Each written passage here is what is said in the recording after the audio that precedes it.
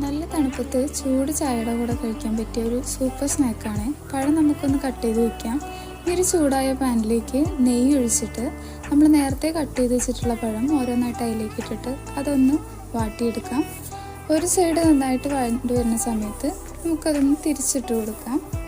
ഇപ്പോൾ അത് നന്നായിട്ട് വഴണ്ട് വന്നിട്ടുണ്ട്. ഇനി നമുക്ക് അതിലേക്ക് ശർക്കരയും അതുപോലെ തന്നെ നമ്മളുടെ ചിരവിയ തേങ്ങ ഇട്ട് കൊടുക്കാം. ഇനി ഈ ശർക്കരയും തേങ്ങയും ആ നെയ്യിൽ കിടന്നിട്ട് പഴമൊക്കെ കൂടി നന്നായിട്ടൊന്ന് കുഴഞ്ഞു വരണം. ഇപ്പോൾ നല്ല രീതിയിൽ കുഴഞ്ഞു വന്നിട്ടുണ്ട്.